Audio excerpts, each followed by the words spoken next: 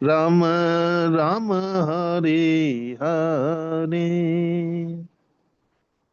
हरे कृष्णा। दंडवत प्रणाम सभी माता जी सभी प्रभु जी को। हरे कृष्णा हरे कृष्णा हरे कृष्णा। हरी बोल प्रभु जी, बहुत हरी सुंदर, हरी बोल बोल, प्रभु बहुत जी, सुंदर, बहुत बहुत सुंदर सुंदर। जी। हरी बोल। बहुत अच्छे हरी धन्य प्रभु जी, बहुत बहुत अच्छे। धन्य धन्यवाद धन्यवाद धन्यवाद सभी को धन्यवाद। जी। पंचांग प्रणाम माता जी, हरी बोल, पंचांग प्रणाम। हरे बोल, हरे कृष्णा, हरे कृष्णा। श्री राधा माता जी, आप करेंगे एक भजन? थोड़ा जी टाइम माता है। जी, हरे कृष्ण जी माता जी। गुरुदेव की जय। राधा कृष्ण प्राण मोरा, जुगल किशोर। राधा कृष्ण प्राण मोरा, जुगल किशोर। জীবনে মরণে গতি আর নাহি মোর। জীবনে মরণে গতি আর নাহি মোর। রাধা কৃষ্ণ প্রাণ মোরা, जुगल किशोर। कालिंदीरा कोले केली, कदम्बीरा बना। कालिंदीरा कोले केली, कदम्बीरा बना। रतन बेदीरा उपार, बसाबदो जान। रतन बेदीरा उपार, बसाबदो जान। राधा कृष्ण प्राण मोरा, जुगल किशोर। श्यामा गौरी अंगी दिगो, चंदनीर गंध। श्यामा गौरी अंगी देव, चंदनीर गंध। चामरा ढुलाब कबे, हेरी मुख चंद्र। चामरा ढुलाब कबे, हेरी मुख चंद्र। राधा कृष्ण प्राण मोरा, जुगल किशोर। गठिया माला ते देव दोहार गले, गठिया माला ते देव दोहार गले। अधरा तुलिया देव, कर्पूर तांबूले। अधरा तुलिया देव, कर्पूर तांबूले। राधा कृष्ण प्राण मोरा, जुगल किशोर। ललिता विशाखादी, जो तो सखी वृंदा। ललिता विशाखा आदि, जो तो सखी वृंदा। अज्ञाय करिब सेवा, चरणारविंद। अज्ञाय करिब चरणारविंद राधा कृष्ण प्राण मोरा जुगल किशोर श्री कृष्ण चैतन्य प्रभु दासरानु दास श्री कृष्ण चैतन्य प्रभु दासरानु दास सेवाभिलाषा करे नरोत्तम दास सेवाभिलाषा करे नरोत्तम दास राधा कृष्ण प्राण मोरा जुगल किशोर राधा कृष्ण प्राण मोरा जुगल किशोर জীবনে মরণে গতি আর নাহি মোর জীবনে মরণে গতি আর নাহি মোর রাধা কৃষ্ণ প্রাণ মোরা जुगला किशोर हरे कृष्णा कृष्णा कृष्ण हरे हरे हरे राम राम राम राम हरे हरे हरे कृष्ण माता जी, हरे कृष्ण प्रभु जी, सभी को पंचांग प्रणाम, हरि बोल। हरे कृष्ण। बहुत अच्छे माता जी, बहुत अच्छे, बहुत सुंदर भजन है ये। हरे कृष्ण सभी को। हरे हरे कृष्ण कृष्ण। माता जी, सभी प्रणाम। हरे कृष्ण माता जी, कृष्ण पंचांग प्रणाम। हरे कृष्ण। सभी का बहुत बहुत स्वागत है। मैं रिकॉर्डिंग भी चालू कर देती हूँ।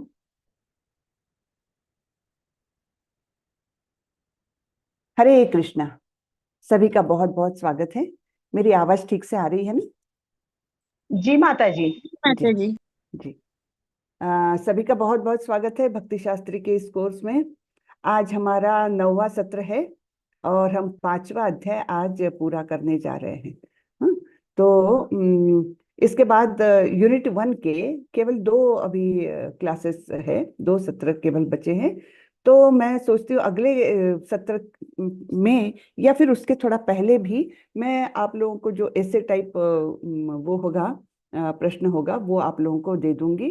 तो आप लोग 1 हफ्ते बाद यानी मेरे अंतिम सत्र में आप लोग उसके पहले तक आप लोगों को सबमिट करना है, ठीक है? और फिर उसके 1 हफ्ते बाद हम परीक्षा भी ले लेंगे और ओरल भी ले लेंगे यूनिट 1 की। ठीक रहेगा ना?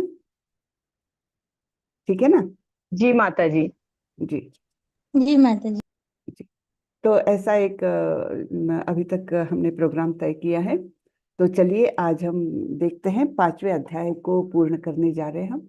मैं शेयर करती हूँ। शेयर तो हुआ ही था, ठीक है। ओके। तो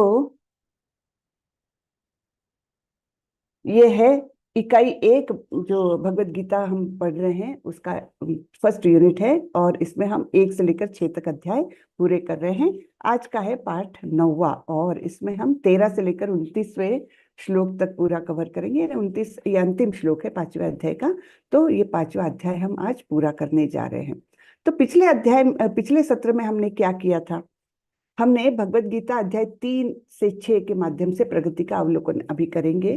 तो पिछले अध्याय में हमने देखा था कि किस प्रकार कर्म कांड से कर्म योग की ओर हम जाते हैं, है ना?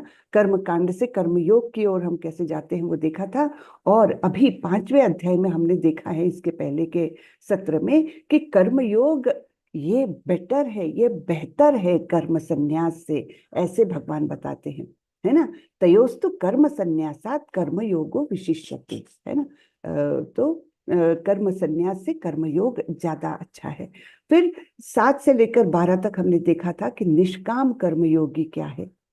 तो वो भी हमने देखा था कि अलग अलग प्रकार से हमने ये निष्काम, जो किसी इच्छा के बिना अपने सारे कर्म फल जो है वो भगवान को अर्पित करते हुए करता है। मुझे माफ करिएगा, मैंने मंगलाचरण नहीं किया, तो वो पहले कर लेती हूँ। Sorry, I am so sorry. ओम अज्ञानतिमिरान्धस्य ज्ञानाञ्जनशलाकया चक्षुरुन्मिलितं येन तस्मै श्रीगुरवे नमः। श्रीचैतन्यमनोभीष्टं स्थापितं येन भूतले स्वयं रूपः कदा मह्यं ददाति स्वपदान्तिकं। वन्देऽहं श्रीगुरो श्रीयुतपदकमलं श्रीगुरुन् वैष्णवांश्च श्रीरूपं साग्रजातं सहगण रघुनाथान्वितं तं सजीवं साद्वैतं सावधूतं परिजनसहितं कृष्ण चैतन्य देवं श्रीराधा कृष्ण पादान् सहगण ललिता श्रीविशाखान्वितांश्च। हे कृष्ण करुणा सिंधु दीनबंधु जगत्पते गोपेश गोपिका कांत श्री राधा कांत नमोस्तुते। तप्त कांचन गौरांगी राधे वृंदावनेश्वरी वृषभानुसुते देवी प्रणमामि हरिप्रिये। नमो विष्णुपदाय कृष्णपृष्ठाय भूतले श्रीमते भक्ति वेदांत स्वामी इति नामिने। नमस्ते सारस्वते देवे गौरवाणी प्रचारिणे निर्विशेषाय शून्यवादी पाश्चात्य देशतारिणी। जय श्री कृष्ण चैतन्य प्रभो नित्यानंदा श्री अद्वैत गदाधर श्रीवासादि गौरभक्त वृंदा। हरे कृष्णा कृष्णा कृष्णा हरे हरे, हरे रामा राम रामा हरे हरे, हरे कृष्णा कृष्णा कृष्णा हरे हरे, हरे रामा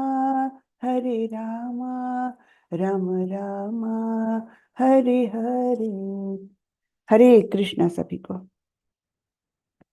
हरे सभी कृष्णा माता जी, सादर प्रणाम। सादर प्रणाम माता जी, दंडवत प्रणाम। दंडवत हरे प्रणाम। कृष्ण माता जी, पंचांग प्रणाम। हरे कृष्ण माता जी, सभी का बहुत बहुत स्वागत है जी। हरे कृष्णा।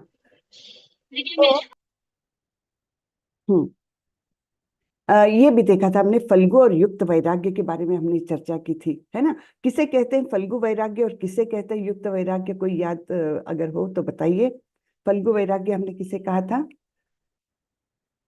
कि जी कविता जी, हरे कृष्ण माता जी, कविता माता जी, फल्गु वैराग्य किसे कहा था हमने? म्यूट है क्या? आप अनम्यूट कर सकते हैं माता जी, कविता माता जी। क्यों अनम्यूट नहीं हो रहा? हरे कृष्ण माता जी, मैं कहूँ? जी जी बोलिए माता जी। माता जी, हमने ये सीखा था कि जब हम युक्त वैराग्य करते हैं, तो जैसे कि फॉर एग्जांपल हम अपना फोन भी यूज करते हैं, तो हम भगवान को समर्पित करते हैं, या फिर हम अभी क्लास अटेंड कर रहे हैं और फिर कुछ भी हम काम करते हैं, तो हम कर्म नहीं छोड़ते। हम नित्य सन्यासी बनना है तो हम कर्म करते हैं। डे टू डे लाइफ में हम जो भी कर्म करते हैं भगवान को अर्पण करके करते हैं, तो वो होता है युक्त वैराग्य। वो हमने सीखा था माता जी। जी, और फल्गु वैराग्य किसे कहेंगे? हरे कृष्णा माता जी, मैं हरे हाँ कृष्णा। जी, आप इसमें थोड़ा म्यूटेड थी जी। जी बोलूं क्या माता जी? जी बोलूं फल्गु क्या? वैराग्य बता जी, दीजिए आप। फल्गु वैराग्य का अर्थ है कि दिखावटी वैराग्य, जैसे कि फल्गु नदी जो होता है बाहर से सूखा दिखता है पर नीचे जल बहता है, और जैसे फल्गु वैराग्य वह होता है जो बाह्य रूप से त्याग का दिखावा करता है, परंतु अंदर से आसक्ति उनकी बनी रहती है। बिल्कुल और मोक्ष प्राप्ति के लिए जी मतलब व्यक्ति भगवान से संबंधित वस्तुओं का त्याग करते हैं, भले ही वे भौतिक हों, तो लेकिन उसे अपूर्ण त्याग कहा जाता है।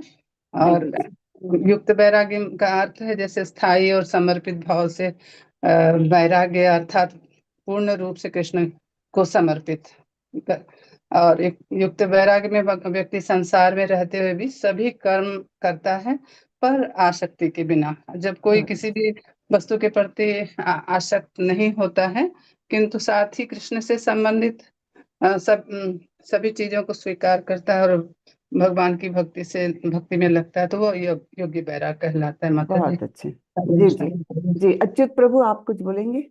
हरे कृष्णा।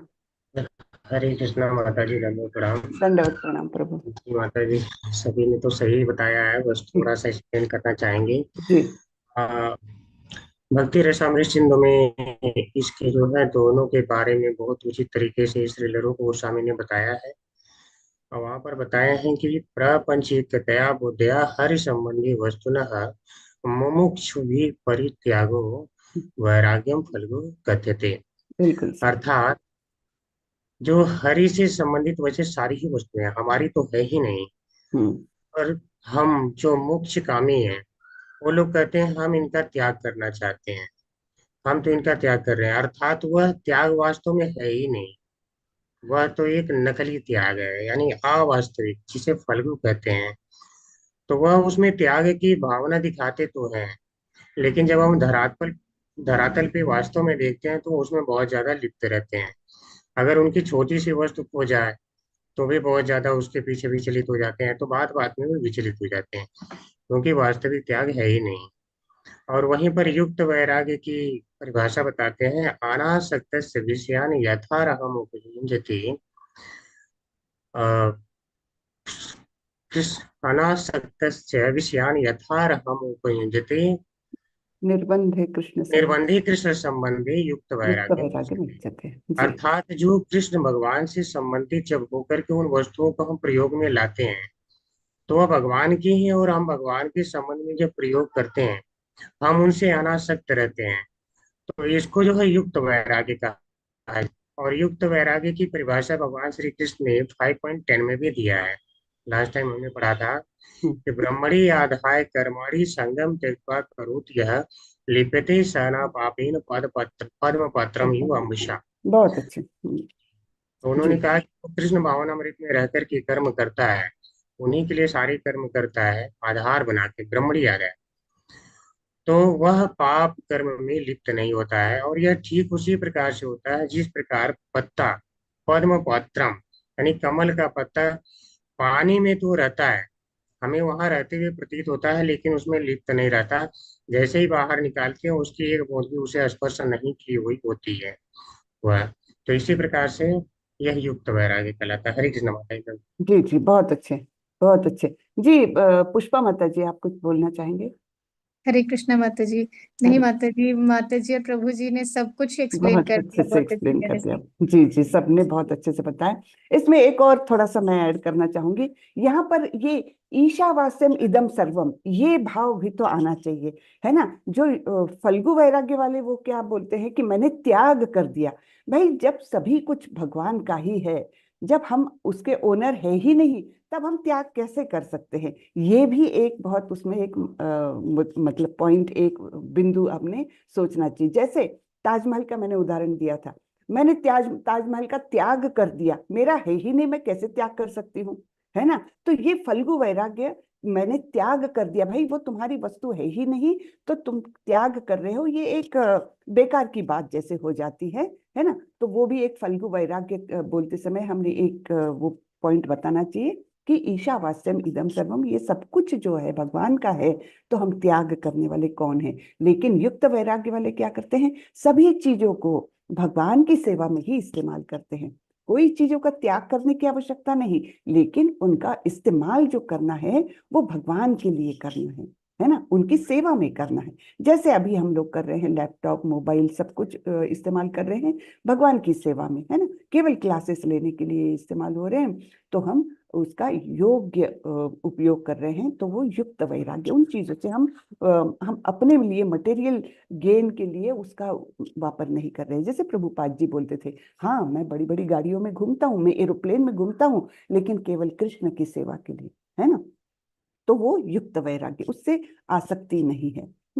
और ये भी हमने देखा था वैदिक यज्ञों को करने की क्रमिक शुद्धि, ये भी हमने पाठ देखा था कि किस प्रकार से अपने नियत कर्तव्य करते हुए हम कर्म कांड को कर्म योग की ओर ले जा सकते हैं, है ना। कर्म कांड यानी आत्मेंद्रिय तृप्ति वांछा, है ना। जब हम अपनी इंद्रियों की तृप्ति के लिए कोई कर्म करते हैं, सकाम कर्म करते हैं, तो वो कर्म कांड में आएगा। हम चाहे वो देवताओं की पूजा रहे, चाहे और कोई विधियां रहे, वो कर्म कांड में आएगा। लेकिन जैसे ही हम कृष्ण की तृप्ति के लिए, कृष्ण की प्रसन्नता के लिए वो कर्म करते हैं, तो वो कहाँ हो जाता है, कर्म योग में बदल जाता है। तो कर्म संन्यास और कर्म योग, इसका भेद हमने जाना था। तो अभी 5वें अध्याय का हम अवलोकन कर रहे हैं। तो दूसरे ही श्लोक में भगवान बताते हैं कि तयोस्तु कर्म संन्यासात कर्म योगो विशिष्यते, यानी कर्म योग ये बहुत अच्छा है कर्म संन्यास लेने से, क्योंकि कर्म संन्यास लेना ये, इसमें मिथ्याचार कई बार आने की संभावना बहुत होती है। कई बार मानसिक रूप से आसक्ति बनी रहती है, केवल बाह्य रूप से हम विरक्ति दिखाते हैं, लेकिन वो इसलिए पतन होने की संभावना बहुत ज्यादा रहती है। उससे अच्छा है कि जहां पर हो, जैसे हो, इहार यस्य हरे दासे, है ना, कायेन मनसा गिरा। हाँ, तो इस प्रकार जहां पर है, जैसे भी है, वहीं पर हम हरि का कीर्तन करें, सब अपनी काया मन बुद्धि वाचा सबको हम भगवान की सेवा में लगाए, तो वो कर्मयोग ये बहुत अच्छा है। हाँ, फिर निष्काम कर्मयोगी 7 से लेकर 12 तक हम देखते हैं कौन से श्लोक थे। जस्ट एक छोटा सा रिव्यू भी हो जाएगा। तो 7 में बोला था, योग युक्तो विशुद्धात्मा विजितात्मा जितेंद्रियः सर्वभूतात्म भूतात्मा कुर्वन्नपि न लिप्यते। तो वो ही जो अभी प्रभु जी ने एक श्लोक कोट किया था, उसी की पार्श्वभूमि ये बन रही है कि जो योगी है वो कैसा रहता है, वो आसक्त कभी नहीं होता। उसी तरह जिस तरह की कमल का पत्ता कीचड़ में, पानी में रहते हुए भी कभी भी गीला नहीं होता, अपने ऊपर उसका प्रभाव नहीं आने देता, तो वैसा ही ये कर्मयोगी होता है, निष्काम कर्मयोगी होता है। ज्ञान से वो आप्लवित रहता है, ज्ञान युक्त कर्म करता है।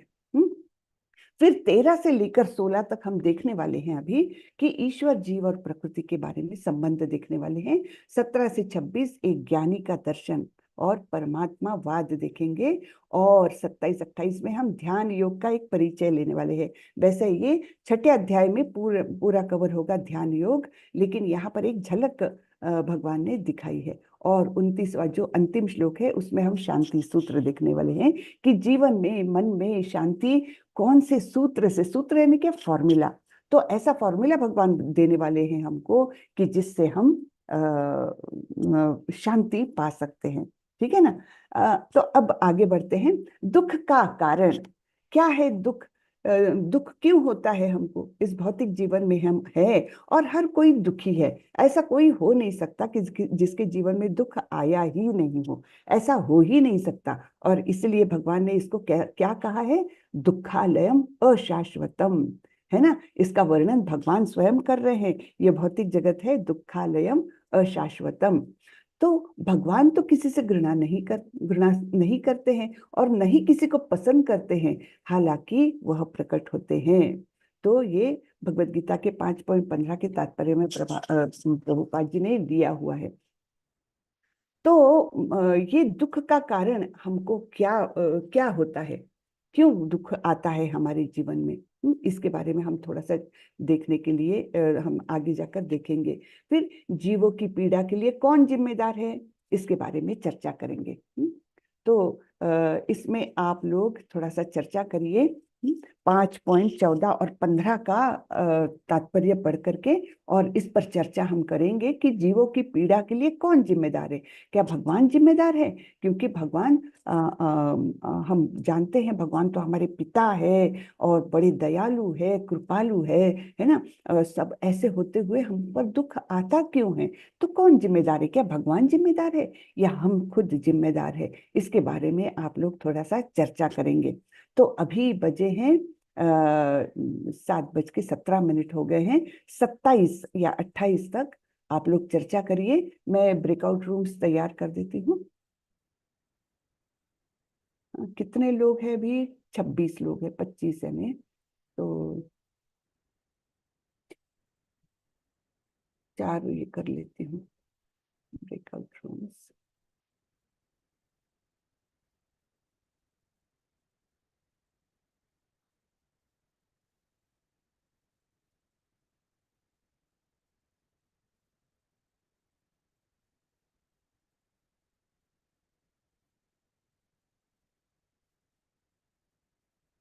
ठीक है, आप लोग अपने अपने रूम्स में ज्वाइन कर लीजिएगा और ये 14 और 15 का तात्पर्य पढ़ करके फिर आइएगा। ओके, हरे कृष्णा। हरे कृष्णा। सभी लोग ज्वाइन कर ले अपने अपने रूम्स।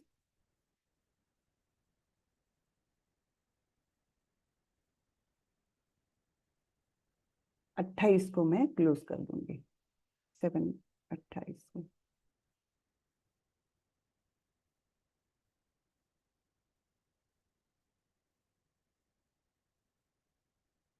आप जा सकते हैं अपने अपने रूम्स में। अच्युत प्रभु, देवेश चंद्र प्रभु।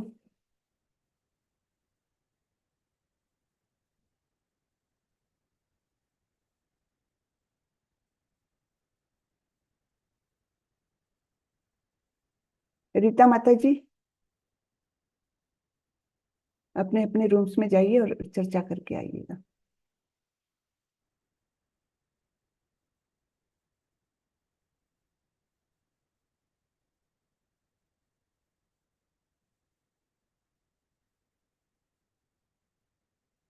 हरे कृष्ण माता जी, मेरा ज्वाइन नहीं कर पाई। रूम 2 में था लेकिन नेटवर्क चला गया तो माता जी, तो मैं अच्छा, नहीं कर मैं आपको फिर से ये करती हूँ।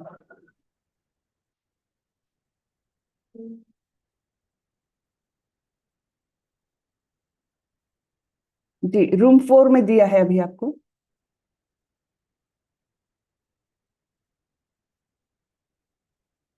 रीता माता जी, रूम 4 ज्वाइन कर लीजिए आप। जी माता जी, लेकिन ऑप्शन आएगा तब ना माता जी। तो दिया ना मैंने, भेजा आपको। नहीं आया माता जी।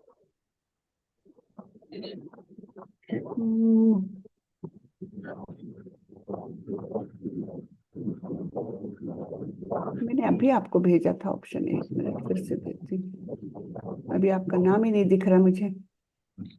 अच्छा ठीक है, ये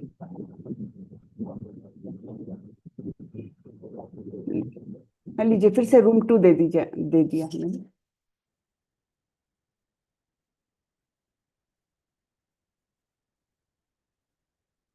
रीता माता जी, आप ज्वाइन कर सकते हैं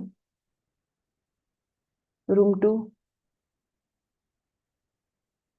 जी, आदिन, आदिन प्रभु, आपने ज्वाइन नहीं किया?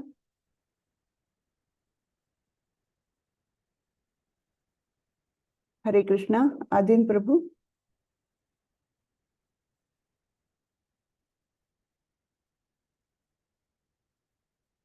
ज्वाइन करिए आदिन प्रभु।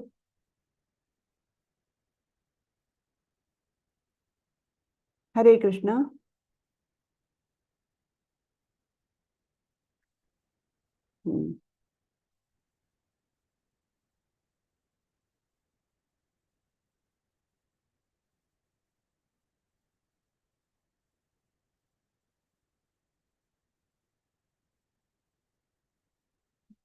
पूजा माता जी, आपको प्रॉब्लम हुआ क्या?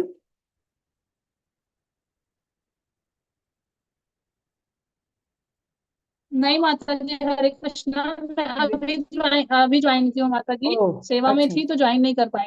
ओके ओके, ठीक है, मैं आपको अलॉट कर रही हूँ। रूम 3 अलॉट किया प्रभु, माता जी आपको।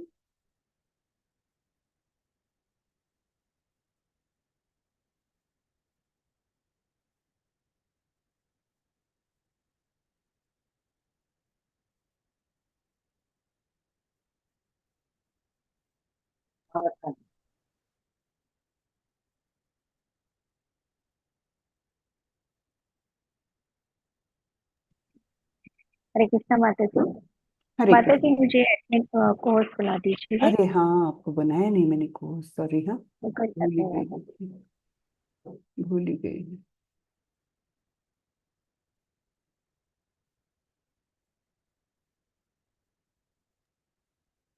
हरे कृष्णा माता जी। माता जी नेक्स्ट सेशन कोई और लेगा क्या? नेक्स्ट सेशन, हाँ, यानी सेशन है नहीं, यूनिट। हाँ, हाँ, यूनिट यूनिट 2 दूसरा कोई लेगा। प्रभु जी ने इस बार ऐसे ही अरेंज किया है कि अच्छा। ज्यादा लोगों को इन्वॉल्व करना है तो। जी, कौन है माता जी?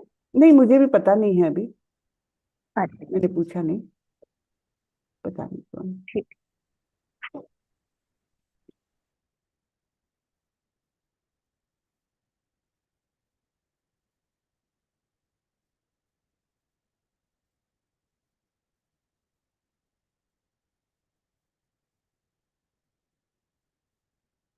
तो मैं ये वीक में क्वेश्चन दे दूंगी, तो आप ग्रुप में डाल दीजिएगा और फिर नहीं, असाइनमेंट वाले ना माता जी? हाँ हाँ, ऐसे टाइप का। असाइनमेंट है हाँ, असाइनमेंट। ना? असाइनमेंट।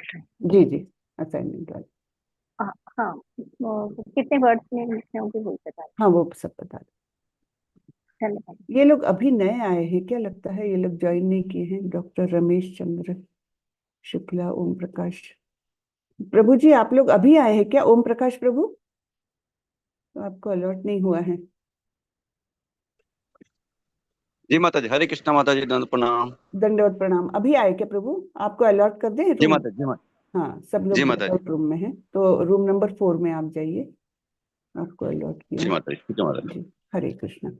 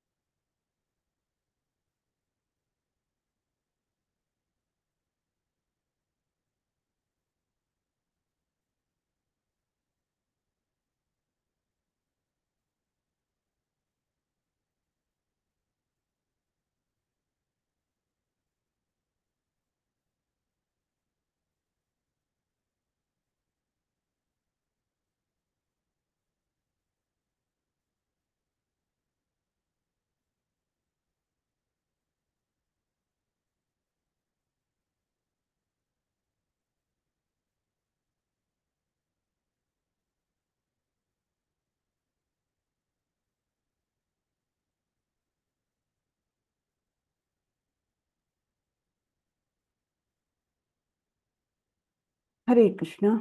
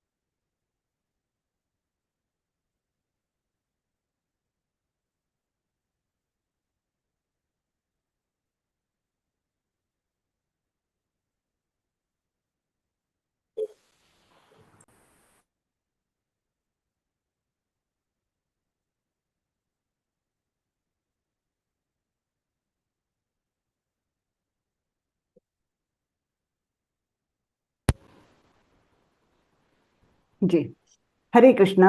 सभी का स्वागत है। ब्रेकआउट रूम से सब लोग आ गए हैं। तो आप लोगों के जो 4 ग्रुप्स थे वो अपने अपने मुझे लगता है 4 लोगों ने हैंड रेज किया है, तो आप ही लोग रिप्रेजेंट कर रहे होंगे। कविता माता जी, आप कौन सा ग्रुप रिप्रेजेंट कर रहे हैं? ग्रुप 4 है माता जी। तो जी मेरा बोलिए। थोड़ा सा नेट का प्रॉब्लम माता जी, तो वीडियो ऑन नहीं कर हो पाएगा ओके, सर कोई बात नहीं। जी। जी माता जी बताइए, क्या चर्चा हुई आपके ग्रुप में? मैं बोलूं क्या माता जी? अच्छा हाँ हाँ, ठीक। बोलिए हरे बोलिए। कृष्णा, सभी को सादर प्रणाम। जी तो जैसे अध्याय 5 में कर्म संन्यास के बारे में बताया है। कर्म संन्यास अ, जैसे सभी निष्काम कर्म योग श्रेष्ठ है, और उसकी उन्नति कैसे होगा उसके बारे में बताया। वह व्यक्ति जो आत्मा में स्थिर होकर कर्म के प्रति अनासक्ति होकर कर्म करते हैं और भगवान को समर्पित करते हैं, इससे वो कर्म का पुण्य पाप उनको बांधती नहीं है। कर्म तो कर रहे हैं लेकिन स्वभाव से ही किया जाता है, और परमात्मा उनका सहायक बनते हैं, फैसिलिटेट करते हैं भगवान उनको। तो इस प्रकार का कर्म करने से अनासक्त होकर वो करने से जो भी मतलब गिरने की जो संभावना होती है वो जीरो हो जाता, शून्य हो जाता है। और जीवात्मा अविद्या के कारण इस प्रकार के कर्म में लिप्त रहते हैं। जब निष्काम कर्म योग करेंगे तो विद्या उत्पन्न हो जाती है, और जैसे विद्या सूर्य के जैसे प्रकाशित करती है, आत्मा को प्रकाशित करती है, और स्वयं व्यक्ति जान पाता है कि मैं आत्मा हूँ करके जानते हैं। अविद्या अंधकार को दिखाती है, अविद्या अंधकार के समान है और विद्या प्रकाश यानी सूर्य के समान है। और प्रकाश जैसे वस्तुओं को दिखाती है, वैसे विद्या अपने आप को यानी आत्मा को आत्मा को उस विद्या की प्रकाश में जीवात्मा खुद जान सकता है कि मैं आत्मा हूँ करके जान पाता है। और यदि अविद्या होता है तो खुद को जान नहीं पाते हैं, और इसलिए आत्मा खुद को नहीं देख पाती है। जैसे कि बहुत गाढ़ा अंधकार है, कोई प्रकाश नहीं है, तो वो खुद को नहीं देख पाएंगे, लेकिन जब प्रकाश आ जाएगा तो वो खुद को देख पाएंगे। वैसे ही विद्या और अविद्या ये दोनों ही माया से ही उत्पन्न होते हैं। विद्या से आत्मा प्रकाशित हो जाती है, और विद्या के प्रकाश में आत्मा प्रकाशित हो जाती है। और क्योंकि ये महामाया में सामर्थ्य नहीं है भगवान को प्रकाशित करने की, उसके लिए हमें भगवत संबंधित परमात्मा संबंध ज्ञान प्राप्त करना है।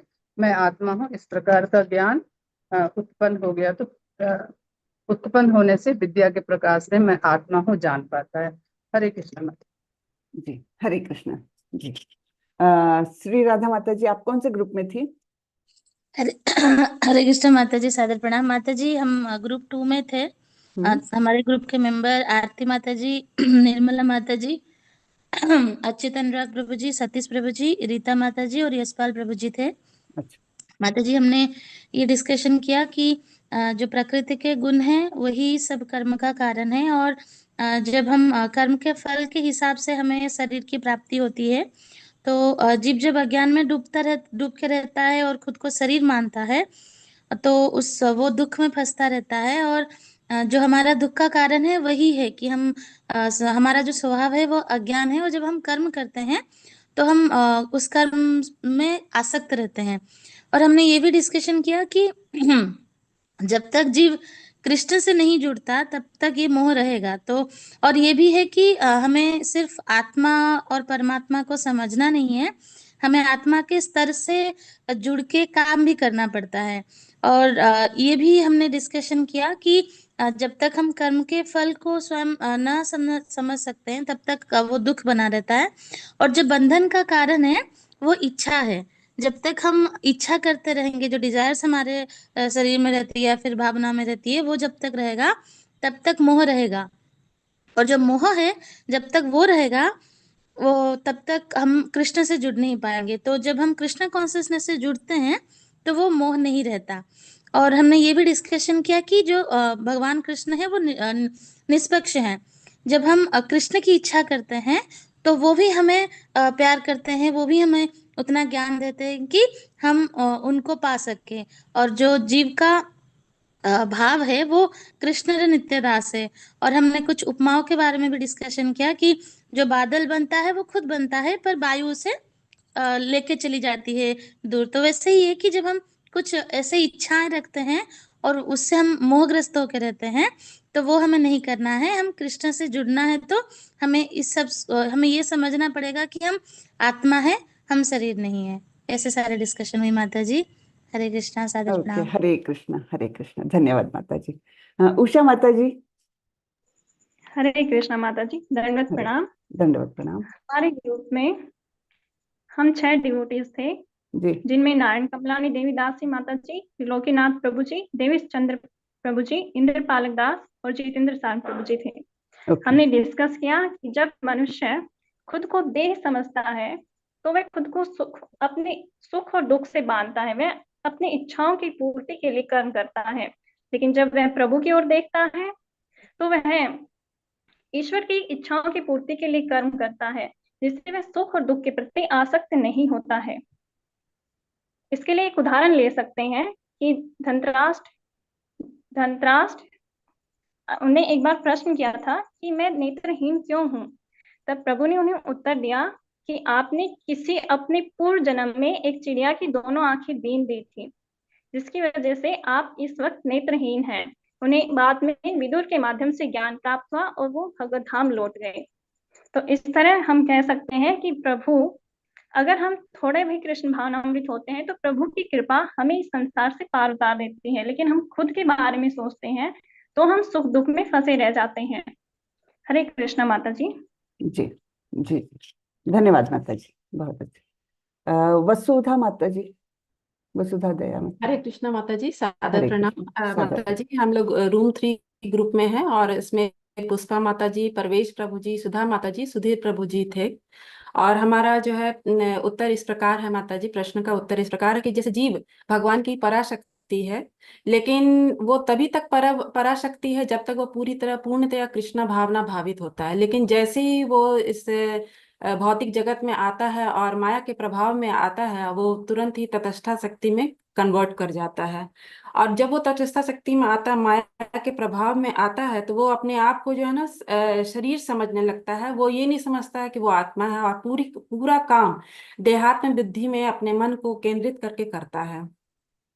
तो वो जो है माता जी अज्ञानता वश पढ़कर अपने आप को जो है वो परम भोक्ता समझ लेता है और सारे कर्मों का सोचता है कि ये पूरा संसार, ये सब कुछ मैं ही चला रहा हूँ। तो यहाँ मेन जो प्रॉब्लम उसके पीड़ा का है कि वो जो है ना पूरा अज्ञान में रहता है। वो ये सोचता है कि ये सारी सृष्टि, ये सारा चीज मैं ही चला रहा हूँ। और ये इस अज्ञानता बस फिर वो काम भावना में, क्रोध में, लोभ में, मोह में पड़ जाता है।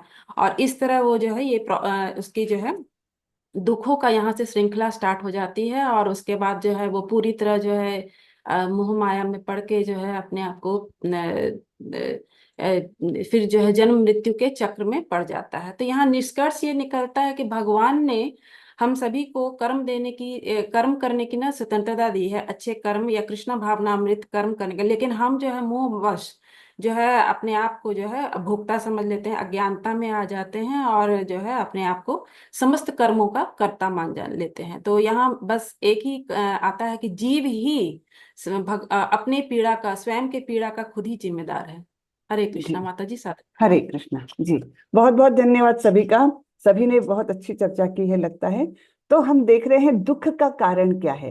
तो दुख का कारण हमारा अज्ञान है ना।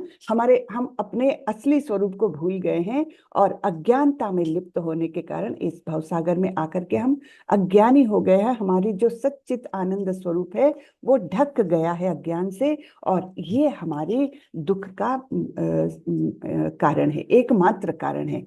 और ये अज्ञान जैसे ही दूर होता है, हम अपने स्वरूप को जैसे ही पहचानते हैं, हम ये जानते हैं कि हमारा भी स्वरूप भगवान के समान ही है, सच्चित आनंद स्वरूप है। हम भी अणु ही सही, भगवान विभू है और हम अणु ही सही, लेकिन है तो हम भी गुणात्मक रूप से भगवान के जैसे ही। इस स्वरूप को जब हम जैसे ही अज्ञान रूपी ये हमारा आवरण दूर हो जाता है, तब हम हमारे दुखों को हटा सकते हैं।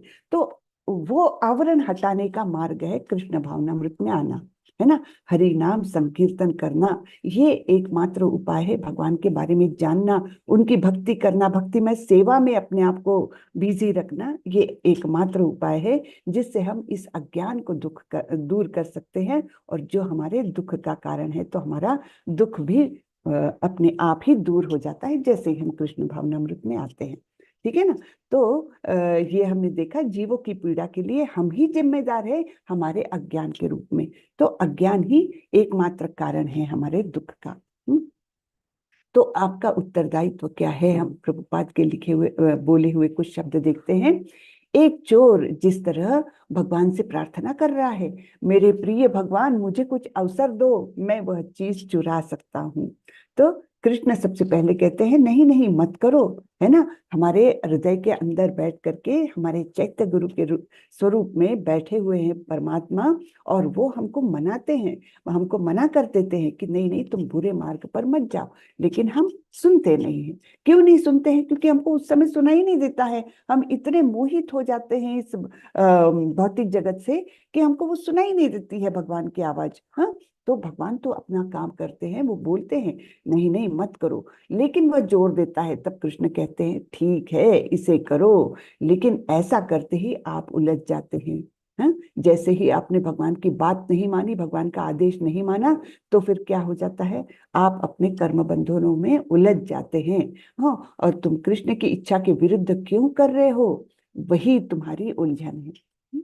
तो आत्मेंद्रिय तृप्ति वांछा तारा नाम काम, एंड कृष्णेंद्रिय तृप्ति वांछा तारा नाम प्रेम। जब हम प्रेम को अनदेखा कर देते हैं और इस काम में लगे रहते हैं, तब फिर क्या होता है, हमारे उलझन का कारण बन जाता है, हमारे दुख का कारण बन जाता है। कृष्ण तुम्हें दूसरों की संपत्ति चुराने की सुविधा दे रहे हैं, लेकिन तुम उलझ जाते हो। यह कृष्ण की जिम्मेदारी नहीं है, आपका अपना उत्तरदायित्व है।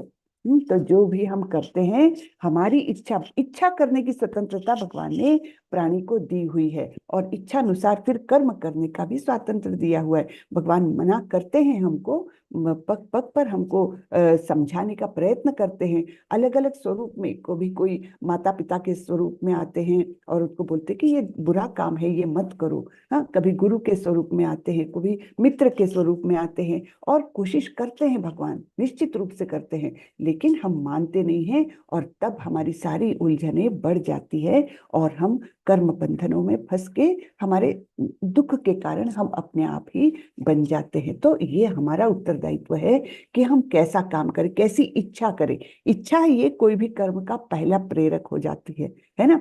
तो इसलिए कैसी इच्छा करें ये हम पर डिपेंड करता है ना। इच्छा करने का स्वातंत्र है हमको। आप लोगों को याद होगा लेवल 1 में आप लोगों ने एक चित्र देखा होगा 15वें अध्याय में। तो उसमें कैसा दिखाया है, भौतिक जगत की रचना कैसी दिखाई है, एक उल्टे वृक्ष के रूप में, है ना, जिसकी जड़ ऊपर है और पत्ते शाखाएं सब नीचे की ओर है। और वो जड़ कहाँ पर आश्रित है, किस चीज में आश्रित है, हमारी इच्छाओं की नदी पर। तो इच्छाओं की नदी, हम इच्छाएं एकदम खत्म नहीं कर सकते। इच्छा करना तो कोई भी जो जिसमें चेतना है वो इच्छा करेगा, चाहे कुछ भी हो जाए, चाहे वो कोई भी प्राणी हो, इच्छा करेगा। इच्छाओं को हम रोक नहीं सकते, लेकिन इच्छाओं का मार्ग हम बदल सकते हैं। वो मार्ग किस डायरेक्शन में करना है, कृष्ण की सेवा में, कृष्ण की प्रसन्नता में, तब फिर हमारी सारी उलझन निकल जाएगी। बराबर है ना। इच्छा बंद नहीं हो सकती। इच्छाएं हाँ थोड़ी बहुत हम कम कर सकते, विरक्ति के माध्यम से थोड़ी बहुत कम कर सकते हैं, लेकिन रोक नहीं सकते इच्छाओं को। हाँ, तो इच्छाओं की नदी कभी सूख नहीं सकती, केवल उसकी डायरेक्शन हम बदल सकते हैं। कहाँ पर करना है हमको, कृष्ण की ओर, कृष्ण की प्रसन्नता की ओर। ये डायरेक्शन जब कर देते हैं, तब हमारी सारी उलझने नष्ट हो जाती है। अब अनुमति कब देते हैं, वह तुम्हें अनुमति दे सकते हैं, लेकिन सुख दुख तुम्हें ही लेने होंगे। तो जैसे कोई बच्चा बहुत जिद करता है कि नहीं मुझे वो चाकू से खेलना ही है, वो ही चाकू चाहिए मुझे। माँ बताती है कि ये बहुत तेज धार वाला है, हाथ कट जाएगा, तुमको मत लो तुम। लेकिन बच्चा बहुत रोने लगता है, नहीं नहीं मुझे वो ही चाहिए, वैसा ही वो अभी हाथ में चाहिए। फिर माँ क्या करती है, अच्छा बाबा ले लो। वैसे ही अनुमति देते हैं हमको भी भगवान, है ना, कि वो तुम्हें अनुमति दे सकते हैं, लेकिन उसके बाद अगर वो बच्चे का हाथ कटता है तो क्या माँ जिम्मेदार है? नहीं ना। वैसे ही ये हमारे परम पिता भी जिम्मेदार नहीं है हमारे सुख दुख के, क्योंकि हमने जिद की है ना। तो आप अनुमति देने के लिए आग्रह करते हैं, मैं यह करना चाहता हूँ, और बिना अनुमति के आप ऐसा नहीं कर सकते। क्यों? क्योंकि भगवान हमारे हृदय में बैठ करके साक्षी और अनुमंता, है ना, उपदृष्टा और साक्षी, है ना, ये दोनों काम वो कर रहे हैं। तो अनुमति दिए बिना तो हम कुछ भी कर नहीं सकते। भगवान की इच्छा के बिना तो एक पत्ता भी नहीं हिल सकता है। लेकिन हम जिद करते हैं, बहुत तीव्र इच्छा करते हैं, इसलिए हमको अनुमति देते हैं। तो इसलिए कृष्ण तुम्हें अनुमति देते हैं, ठीक है, आप इसे करते हैं, लेकिन अपने जोखिम पर। कृष्ण नहीं चाहते कि आप इसे करें, लेकिन आप इसे करना चाहते, इसलिए वह अनुमति देते हैं। तो ये 13वें अध्याय का 23rd श्लोक है, और ये हम प्रभुपाद जी ने बोला था 22 अक्टूबर 73 को मुंबई में। ठीक है, तो ये इस संदर्भ में कि हमारे दुख सुख का कारण हम स्वयं हैं, हमारे कर्म बंधनों का कारण हम स्वयं हैं, और उसका उत्तरदायित्व हमने लेना चाहिए। हम ये करते हैं कि हमारे ऊपर कोई भी दुख आ गया तो सबसे पहले हम भगवान को दोष देते हैं, ये भगवान कितना अन्याय कर रहे हैं, मैं तो इतने अच्छे काम करता हूँ और फिर भी मुझ पर इतने दुख आ रहे हैं, है ना। सबसे पहले दोष तो हम भगवान को ही देते हैं। लेकिन ये सबसे गलत बात है। भगवान कभी भी अपने बच्चों को दुख नहीं देना चाहते, ये दुख हम अपने कर्मों से अपने ऊपर ले आते हैं, है ना। यहाँ पर एक 13वें अध्याय में थोड़ा सा हम चर्चा करने का रह गया। तो जब देहधारी जीवात्मा अपनी प्रकृति को वश में कर लेता है और मन से समस्त कर्मों का परित्याग कर देता है, तब वह 9 द्वारे वाले नगर में बिना कुछ किए कराए सुखपूर्वक रहते हैं, हाँ, रह सकता है। ठीक है, तो ये मन से समस्त कर्मों का परित्याग कर देता है, 13वां श्लोक का वो बता रही हूं मैं। अब हमको तो बताया जाता है कि मन लगाकर काम करो, बताया जाता है ना। छुटपन से हम यही सुनते आते हैं कि बेटा मन लगाकर पढ़ाई करो, बेटा मन लगाओ जो भी करते हो उसमें। और यहाँ पर भगवान क्या बोल रहे हैं, मन से समस्त कर्मों का परित्याग कर देना है। तो ये क्या दर्शाता है कि कर्म तो करना है, लेकिन मन से उसमें आसक्ति किए बिना, है ना। तो मन को हमने किस में जोड़ना है कि भगवान बताते हैं ना कि तस्मात् सर्वेषु कालेषु माम अनुस्मर युध्यच, है ना। भगवान क्या बोलते हैं अर्जुन को कि सब समय मेरा स्मरण करो और अपने कर्म करो, तस्मात् सर्वेषु कालेषु।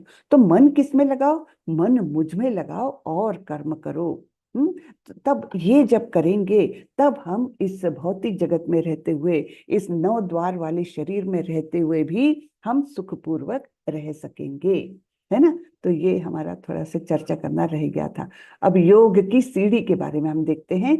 इसकी तुलना सर्वोच्च आध्यात्मिक अनुभूति को प्राप्त करने की सीढ़ी से की जा सकती है। तो एक सीढ़ी को प्रभुपाद जी बताते हैं, एक सीढ़ी है, कैसी सीढ़ी है? यह सीढ़ी जीव की निम्नतम भौतिक स्थिति से शुरू होती है, सबसे लोएस्ट, जहां पर जैसे हम है या शायद 4 साल पहले थे। तो सामान्य सभी लोग यहाँ ये निम्नतम भौतिक स्थिति में रहते हैं, जिसमें काम क्रोध लोभ मोह मद मत्सर सब कुछ लगा हुआ है।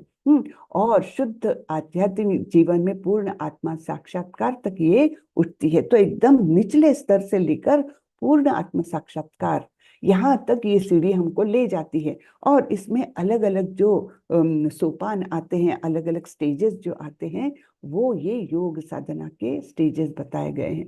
तो विभिन्न ऊंचाइयों के अनुसार सीढ़ी के विभिन्न भागों को अलग अलग नामों से जाना जाता है, लेकिन कुल मिलाकर पूरी सीढ़ी को ही योग कहते हैं। तो योग यानी क्या? भगवान से जुड़ने की प्रक्रिया। तो हमारे एकदम सामान्य स्थिति से लेकर पूर्ण आत्म साक्षात्कार, ये भगवान तक जाने वाली सीढ़ी जो है, यानी भगवान को जोड़ने वाली सीढ़ी है।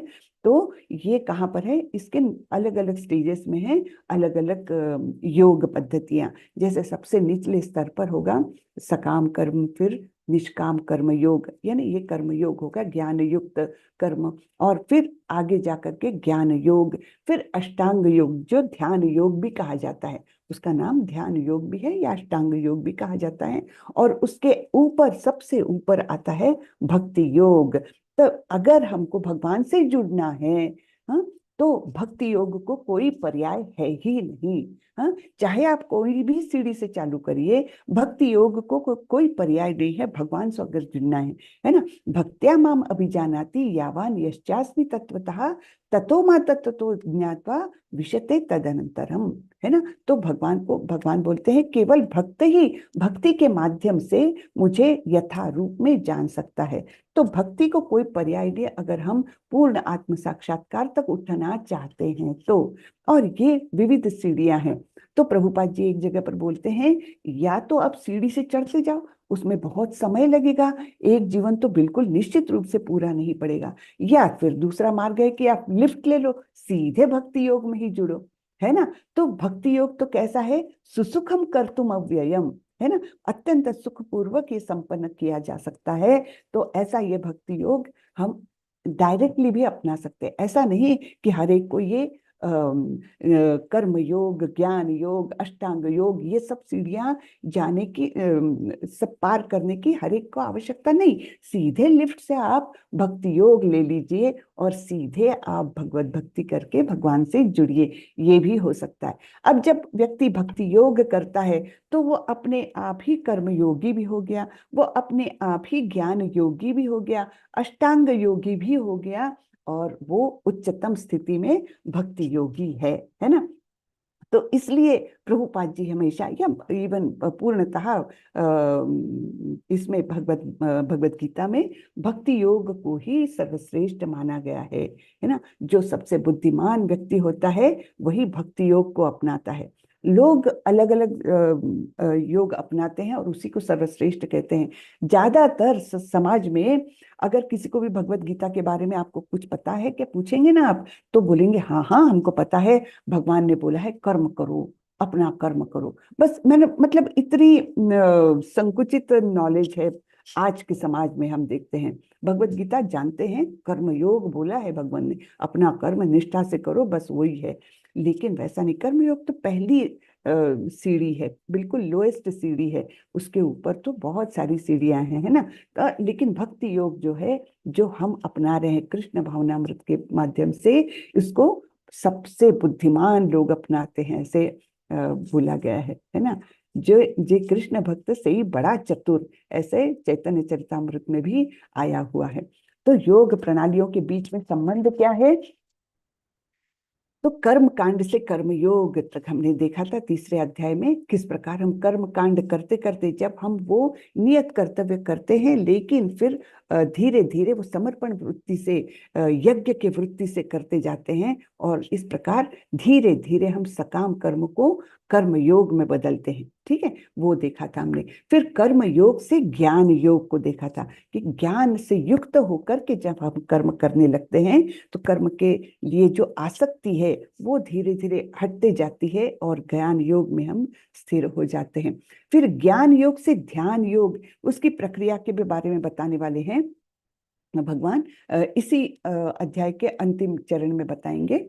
और फिर ध्यान योग ये छठे अध्याय में पूरी तरह से आता है, जिसमें ध्यान योग के अंतिम चरण में भगवान बताते हैं कि योगिनाम अपि सर्वेषां मद्गतेनान्तरात्मनः। तो योगियों में सर्वश्रेष्ठ कौन है, जो भक्ति करता है, मैं मुझको अपने अंतर में, अपने हृदय में रखता है और मेरे लिए ही सब कुछ कर्म करता है, वो सर्वश्रेष्ठ योगी है और वो भक्ति योग को अपनाता है। ये छठे अध्याय के अंत में बताया है। तो ये सब संबंध है ना, कर्म कांड से कर्म योग से ज्ञान योग से ध्यान योग, और ध्यान योग से भक्ति योग तक जाने के लिए। लेकिन सबसे आसान मार्ग क्या है, सीधे भक्ति योग को अपनाना, सबसे आसान मार्ग जो सब और सर्वोत्कृष्ट मार्ग है। ठीक है ना, जो हम लोग अपनाने के लिए अभी प्रयत्नशील है। ठीक है ना। तो कर्म योग से ज्ञान योग, पूर्ण ज्ञान में की गई गतिविधियां वास्तविक ज्ञान में प्रगति को मजबूत करती हैं।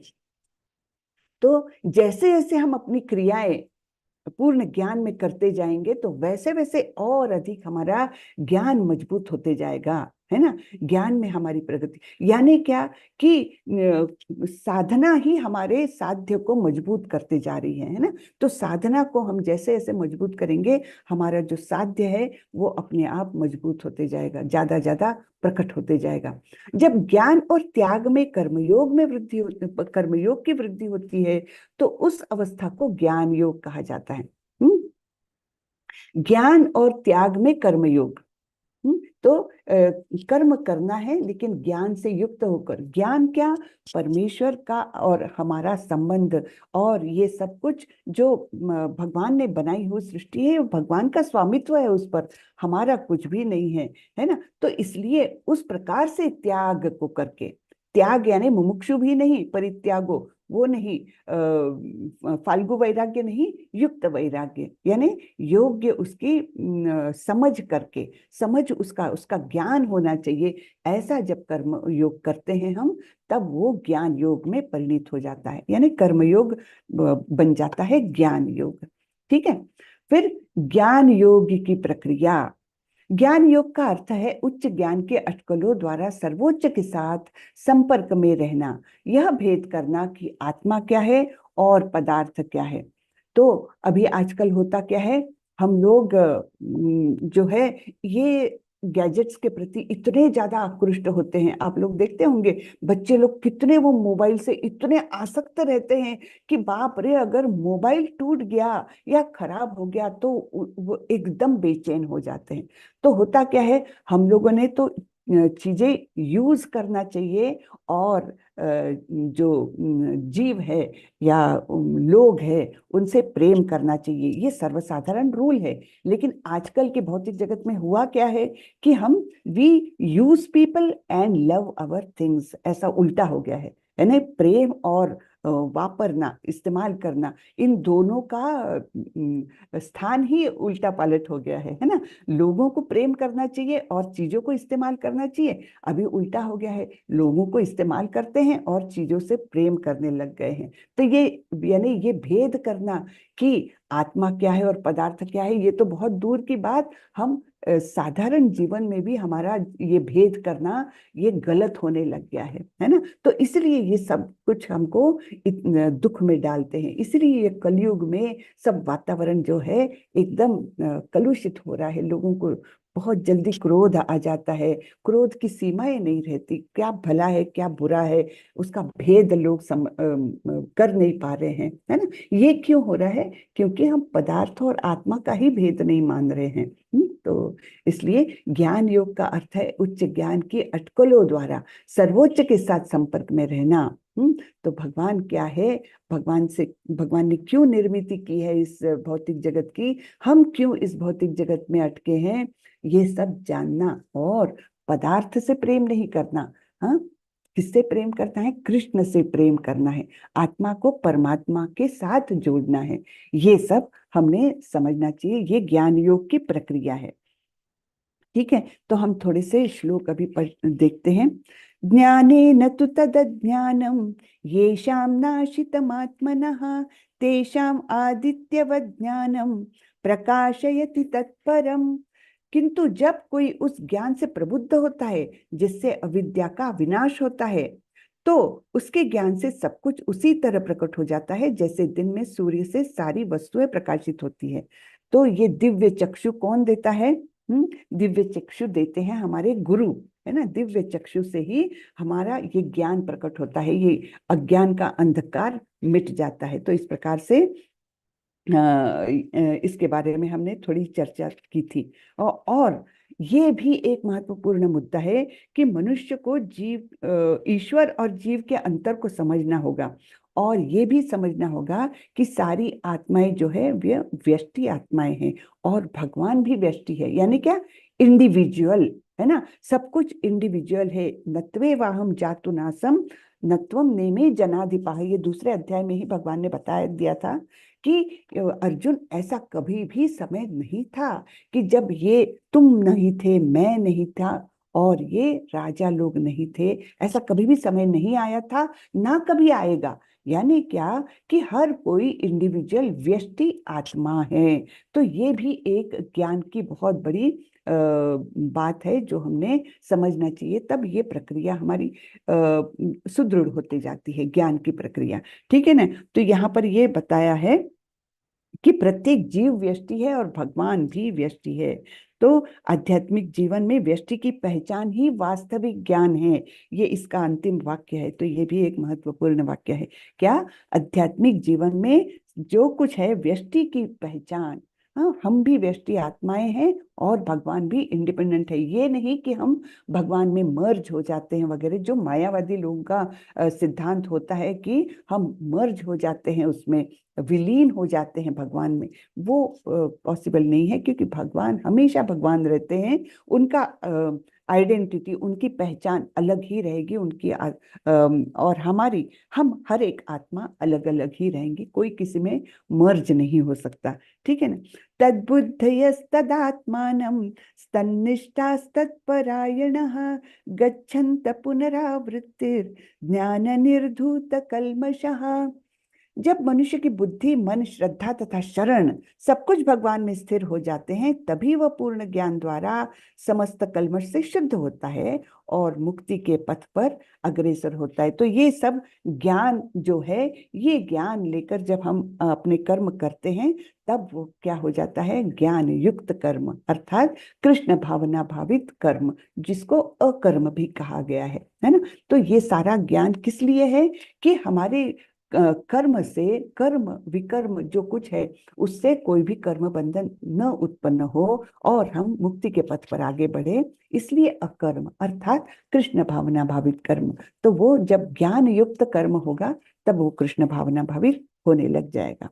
तो यहाँ पर ये बताया है कि किस प्रकार उसका आचरण रहता है। अगर कृष्ण भावना भावित व्यक्ति है तो वो कैसा रहता है? विद्या विनय संपन्ने ब्राह्मणे गवि हस्तिनी शुनि चैव स्वपखे च पंडिता समदर्शिना। समदर्शी हो जाते हैं हम, अगर हम कृष्ण भावनामृत में स्थिर हो गए तो विनम्र साधु पुरुष अपने वास्तविक ज्ञान के कारण इन सबको, यानी विद्वान, ब्राह्मण, गाय, हाथी, कुत्ता, ऐसे सारे प्राणियों को, इवन चांडाल को भी एक समान दृष्टि से देख सकता है। तो कब देखता है? जब वह हर एक आत्मा के साथ बैठे हुए परमात्मा को देख सकता है ना। तो ये ऐसा नहीं है कि कोई निम्न श्रेणी का जीव है तो उसके परमात्मा छोटे स्वरूप के होंगे और हमारे बहुत उच्च श्रेणी के परमात्मा हैं, ऐसा नहीं रहता। सबके परमात्मा एक समान है ना। ये सारा ज्ञान जब उसको होगा, तब वो समदर्शी हो जाएगा, सब एक समान दृष्टि से सबको देख सकेगा, सारे जीवों को। फिर हाँ, ये बड़ा ही इंपॉर्टेंट श्लोक है। बाह्य स्पर्शेष्वसक्तात्मा विन्द्यत्यात्मनि यत् सुखम स ब्रह्म योग युक्तात्मा सुखम अक्षयमश्नुते। ऐसा मुक्त पुरुष भौतिक इंद्रिय सुख की ओर आकृष्ट नहीं होता, अपितु सदैव समाधि में रहकर अपने अंतर में आनंद का अनुभव करता है। इस प्रकार स्वरूप सिद्ध व्यक्ति ब्रह्म में एकाग्र चित्त होने के कारण असीम सुख भोगता है। तो ये बताया गया है कि बाहरी सुख से वो आकृष्ट होता नहीं है। क्यों नहीं होता है? क्योंकि सारा जो बाहरी सुख है उसका अंत, आदि भी है और अंत भी है ना, जो अगले श्लोक में बताया है कि यही संस्पर्शजा भोगा दुख यो न एवते। ये जो भी बाहरी भोग है, जो स्पर्शों से, यानी अर्थात इंद्रिय विषयों से आते हैं, मिलते हैं, तो वो कैसे हैं? वे दुख यो न एवते, यानी ये अल्टीमेटली हमको दुख ही देने वाले हैं। ऐसे ये सुख है, सो कॉल्ड सुख है, विषयों से मिलने वाले। क्यों? क्योंकि इनका आदि भी है और अंत भी है। लेकिन जो ब्रह्म सुख है, जो भगवान के सेवा में मिलता है, उसका क्या है? उसका कभी भी अंत नहीं होता है ना। वो हमको कभी दुख की ओर नहीं ले जाता। लेकिन ये भौतिक सुख जो है वो दुख योनय एवते, तो वो हमारे दुख का कारण बनता ही है। तो जैसे हमने आप लोगों को याद होगा कैसे कैसे उदाहरण इसमें दिए थे, कि 5 प्राणियों के उदाहरण दिए थे, लेवल 1 में आप लोगों ने किया होगा। तो उसमें क्या होता है कि हर जीव जो है वो अपने इंद्रिय विषयों की एक स्पेसिफिक इंद्रिय विषयों की ओर आकृष्ट होता है। जैसे एक पंछी, छोटा सा पंखुड़ी होती है, वो कैसे, वो आग की ओर आकृष्ट होती है, आग की लपटों की ओर भागती है, और फिर क्या होता है, जल करके उसका मृत्यु होता है। तो वो एक उदाहरण हुआ। ऐसे 5 उदाहरण दिए हैं, 5 इंद्रिय विषय जो सभी के सभी इंद्रिय विषयों से आकृष्ट होते हैं मनुष्य। हाँ, तो मनुष्य के लिए तो कोई भी एक इंद्रिय विषय उसके मृत्यु का या दुख का कारण बनता है। तो इसलिए उनसे हमको सावधान रहना है, उनसे दूर रहना है, अन्यथा वो हमारे दुख का कारण बनेंगे। लेकिन योगी कैसा रहता है, योन्त सुखोन्तरारामस तथांतर ज्योतिरेव यः स योगी ब्रह्म निर्वाणम ब्रह्म भूतोधिगच्छति।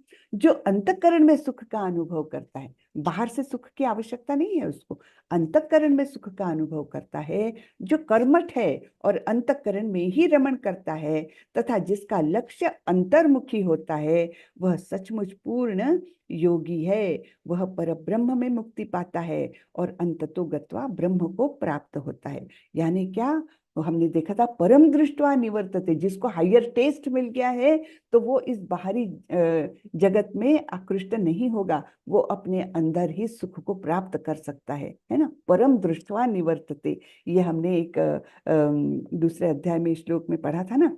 तो क्यों वो ऐसे सुख को ज्यादा प्राधान्य देता है, क्योंकि वो हायर टेस्ट है ना, अच्छी चीज को उसको टेस्ट मिल गया है, तो वो फिर ये निकृष्ट दर्जे के सुख में उसको आनंद नहीं आता। ठीक है ना। तो ये सब हमने देखा है।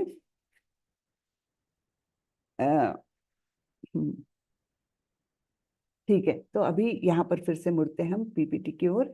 तो ज्ञान योग की प्रक्रिया कैसी है? ज्ञान योग का अर्थ है उच्च ज्ञान के अटकलों द्वारा सर्वोच्च के साथ संपर्क में रहना और यह भेद करना कि आत्मा क्या है और पदार्थ क्या है। ठीक है ना, इसके बारे में हमने चर्चा की कि जो हमारा वास्तविक स्वरूप है उसको जान करके ये भौतिक जगत के बारे में जानना, यानी जीव, ईश्वर और भौतिक जगत प्रकृति, यानी इन तीनों का भेद जो जानता है वो ज्ञानी है।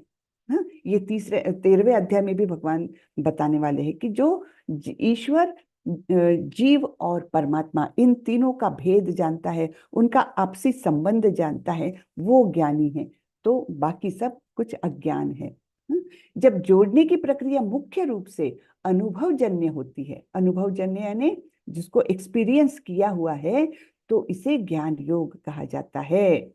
तो ज्ञान योग कब करते हैं? जब भगवान से जोड़ने की प्रक्रिया, योग कैसा योग है? जो अपने अनुभव पर आधारित है।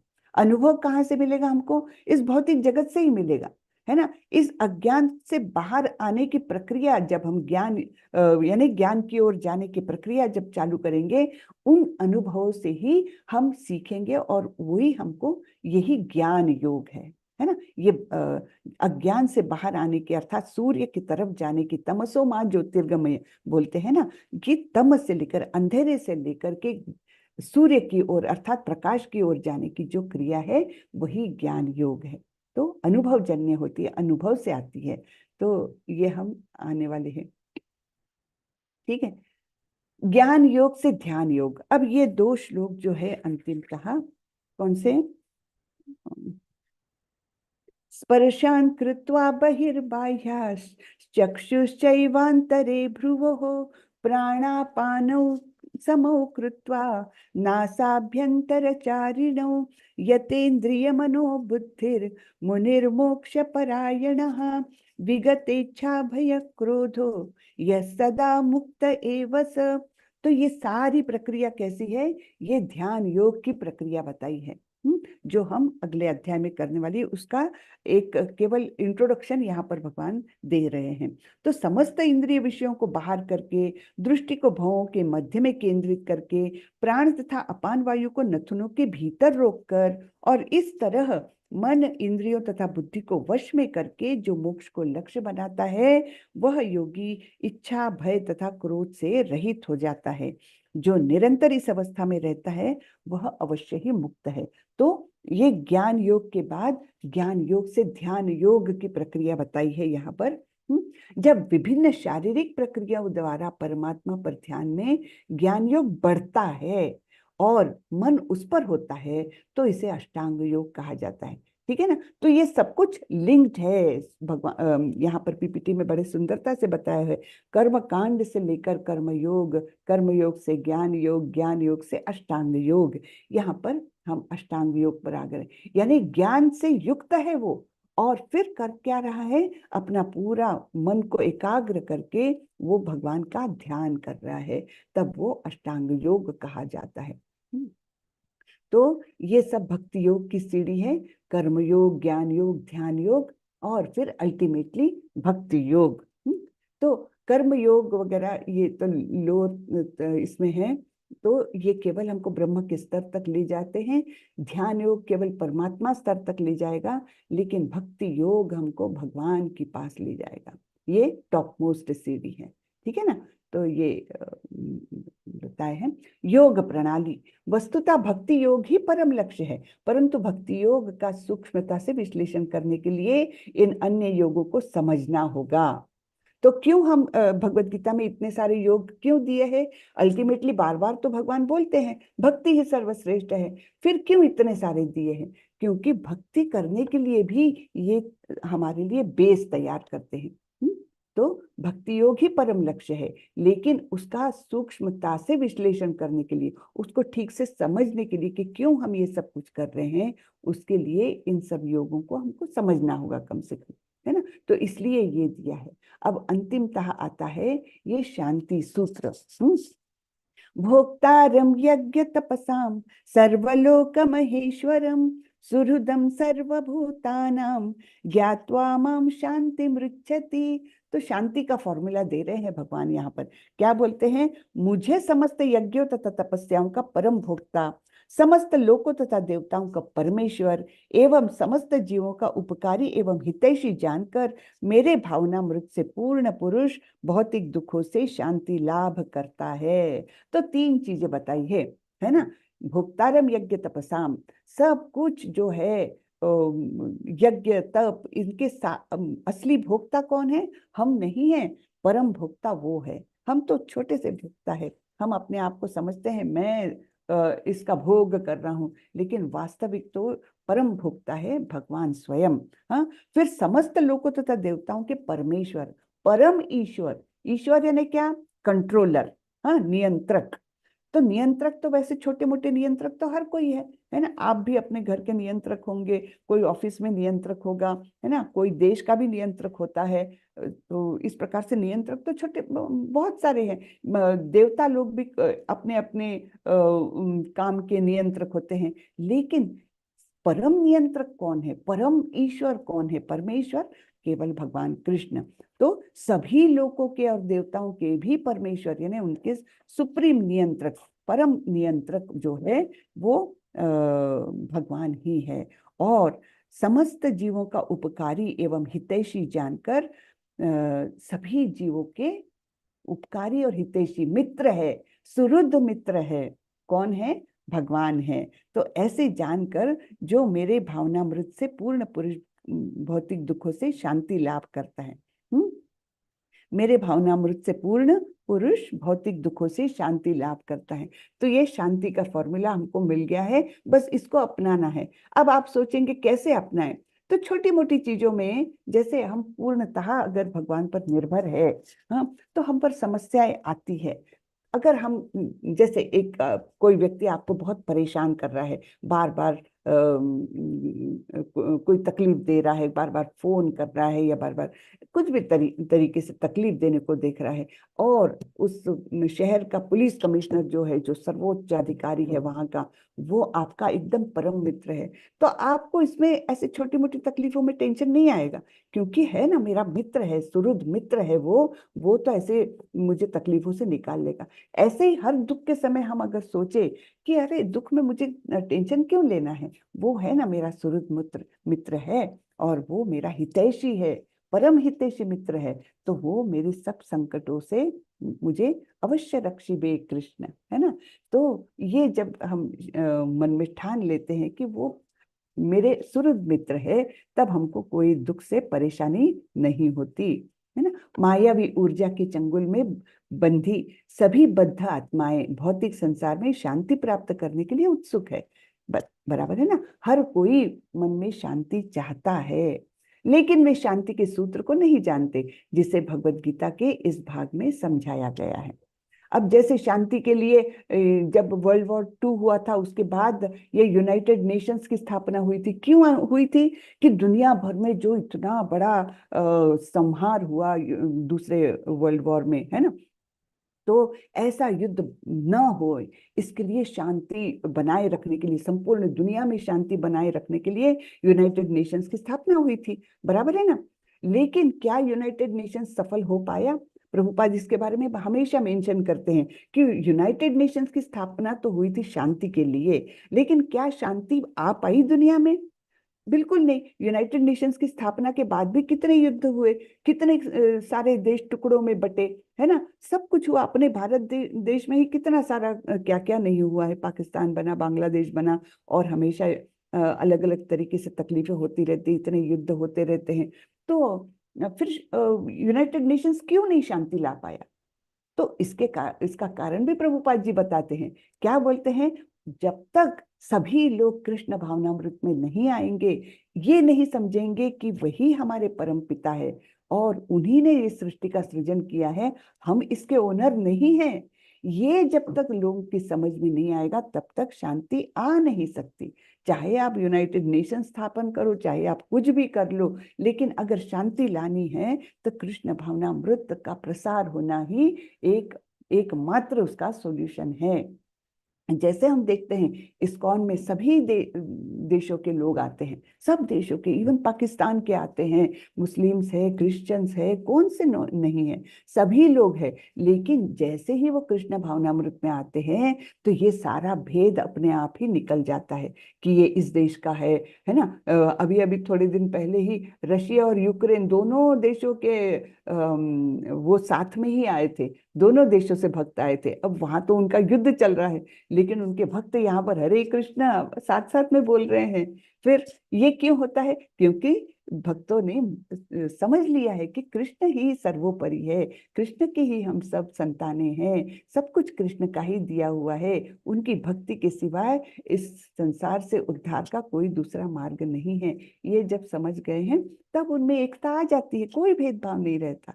तो शांति का सूत्र अपनाने से ये सब कुछ पॉसिबल है, अन्यथा नहीं। चाहे यूनाइटेड नेशंस हो, चाहे कुछ भी हो जाए, है ना। तो इसलिए शांति के सूत्र को हमने सबने अपनाना होगा। भोक्तारम यज्ञ तपसाम सर्वलोक महेश्वरम, 3 ही बातें बताई है ना। भोक्तारम यज्ञ तपसाम सर्वलोक महेश्वरम सुहृदम सर्वभूतानाम ज्ञात्वा माम शांति मृच्छति। बहुत सुंदर श्लोक है, इसको सभी लोग कृपा करके कंठस्थ करें, बहुत ही अच्छा है। हाँ, तो ये किस तरह के दोस्त है हमारे सुहृद मित्र, कैसे है ये? कृष्ण कहते हैं मैं सुहृदम सर्वभूतानाम हूँ। सुहृद यानी वह चाहते हैं कि तुम कैसे खुश रहोगे। मित्र, सामाजिक मित्रता, बंधु, आधिकारिक मित्र, लेकिन सुहृद, सुहृद का अर्थ है जो वास्तव में अपने मित्र की भलाई चाहता है, वास्तव में, दिखाई के लिए, दिखावट के लिए नहीं, वास्तव में जो अपने मित्र की भलाई चाहता है उसे सुहृद कहा जाता है। ईमानदार दोस्त जिसका आप वर्णन करते हैं, तो कृष्ण सुहृद है। वह हमेशा मेरे अच्छे की उम्मीद करते हैं, मैं कैसे अच्छा होऊंगा, इसलिए वह मुझे समझा रहे हैं, कृपया आप मेरी शरण में जाए।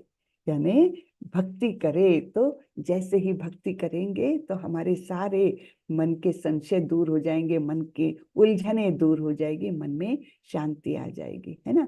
तो यहाँ पर ये आज का अध्याय हमारा समाप्त होता है, 5वां अध्याय। किसी को कुछ पूछना है तो पूछे। आज मुझे 8:30 को निश्चित रूप से क्लास समाप्त करनी है, कुछ काम के लिए जाना है। हरे कृष्णा माता जी, दंडवत प्रणाम। दंडवत प्रणाम प्रभु। माता जी, एक बात पूछनी है मेरे को, जो हमें अनुभव हुआ है लाइव में प्रैक्टिकल, जी भक्ति में वो आनंद क्या है, मतलब भक्ति में इतना आनंद क्यों है कि संसारिक के सब आनंद के सामने बेकार है? जी, क्योंकि हम अपने असली स्वरूप में जा रहे हैं ना, जो हमारा असली स्वरूप है, सच्चित आनंद स्वरूप। तो वो आनंद तो हमने ढांक ही दिया है। जब हम गलत रास्ते में थे, भौतिकता में जुड़े हुए थे, तो वो आनंद था ही नहीं।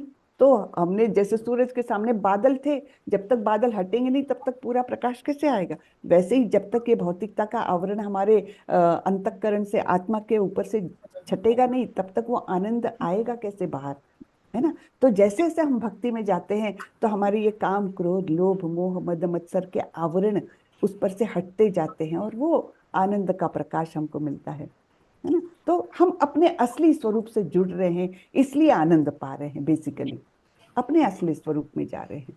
तो ये सब नकली बनावटी चीजें हमको कहाँ से सुख देगी भौतिकता से जुड़कर? बराबर है ना प्रभु? माता जी, ऐसे समझ सकते हैं ना, भक्ति जो है उसमें परमानेंट है और जो भौतिक सुख है वो टेम्परेरी है। बिल्कुल सही प्रभु, बिल्कुल सही। हाँ, तो हमारा स्वरूप भी परमानेंट है ना। ये जो टेम्पररी हम शरीर पाते हैं और शरीर के दुख सुख भोगते हैं, यहाँ पर इंद्रिय विषयों की उससे लिप्त हो रहते हैं, ये सब क्या है? टेम्पररी। लेकिन हमारा स्वरूप तो परमानेंट है, अविनाशी तत्तु तद्विद्धि, है ना? कैसा शाश्वत स्वरूप है हमारा। तो हम टेम्पररी बनकर रह जाते हैं, तो उसमें हमको आनंद नहीं मिलता जो हमको शाश्वतता में मिलता है। जी माता जी, और भक्ति में एक चीज और सीखा माता जी, जो भगवान के दास बन के रहता है और सब भक्तों का दास बन के रहता है, वो सुख दुख से दूर हो जाता है, मान सम्मान से परे हो जाता है और स्त्री और पुल्लिंग में भेद नहीं समझता, उसके लिए सब बराबर है। हरे कृष्ण। बिल्कुल सही, बिल्कुल सही प्रभु, वेरी गुड। हरे कृष्ण। हरे कृष्ण जी। जी श्री राधा माता जी। हरे कृष्ण माता जी, पंचांग प्रणाम। माता जी, जब मेरी एक प्रश्न यही है कि जब हम एसोसिएशन में रहते हैं या फिर बुक्स पढ़ते हैं या फिर क्लास करते हैं, माला करते हैं, तभी तो सब सारे चीज माता जी रहते हैं, श्रद्धा में, दिमाग में रहती हैं।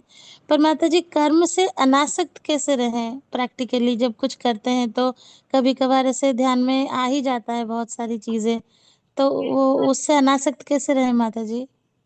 क्योंकि हमें वही चीज बताया जाता है कि हमें अपने कर्म से अनासक्त रहना है, हमें मतलब वो फॉल्स ईगो से दूर रहना है।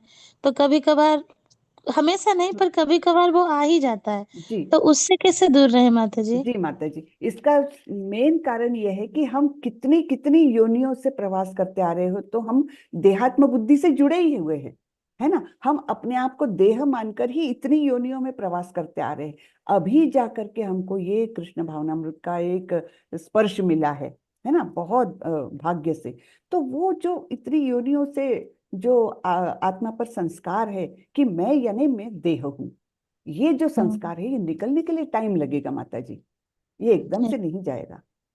तो है ना? तो जैसे जैसे हम ज्यादा ज्यादा डीप जाएंगे अपनी भक्ति में, वैसे वैसे ये विरक्ति अपने आप होती जाएगी।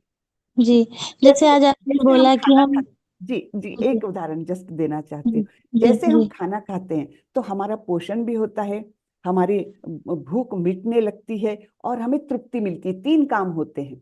वैसे ही भक्ति का भी है। जैसे जैसे हमारी भक्ति होते जाती है तो हमको विरक्ति भी आने लगती है, भगवान के साथ हम जुड़ने भी लगते हैं और आत्मा मतलब एक शांति, आनंद प्रदान भी होता है। ये तीनों काम साइमल्टेनियसली होते हैं। हरि बोल। एक चीज आपने आज बताया कि जितना साधना हम बढ़ाएंगे उतना साध्य बढ़ेगा, वो बहुत अच्छा लगा माता जी। जी, हरे कृष्ण। हरे कृष्णा, हरि बोल माता जी। हरे कृष्णा माता जी। हरे कृष्णा जी। सुधीर प्रभु हरे ने कृष्णा माता जी। हरे एक मिनट, कृष्णा। सुधीर प्रभु ने हैंड रेस किया है। ये माता जी, थोड़ा सा मेरा प्रश्न है, थोड़ा मेरी अगर जी, ये माता जी ये पूछ रहे थे कि जैसे भगवान को समझने के लिए स्तर है ना, ब्रह्म नेति, परमार्थ नेति, फिर आखिर में भगवान नेति। भगवान इति शब्द थे। हाँ, हाँ, तो भगवान नेति का तो क्लियर है कि भाई साकार रूप में, श्याम सुंदर रूप में भक्त जानने लग जाता है ना, और ब्रह्म नेति में निराकार रूप में ध्यान करता है ना। उसमें फिर अलग अलग डिवीजन हो जाते हैं, मायावादी और ये वो। हाँ। तो लेकिन ये जो बीच का जो है ये परमात्मा। परमार्थ नेति है, ये भगवान ये परमात्मा रूप में ध्यान में भगवान को ध्यान करते हैं भगवान का। तो मेरा प्रश्न ये है, जिज्ञासा, कि ये साकार रूप में ध्यान करते हैं या निराकार रूप में ध्यान करते हैं भगवान का, ये परमात्मा का? नहीं, निराकार रूप में करते हैं।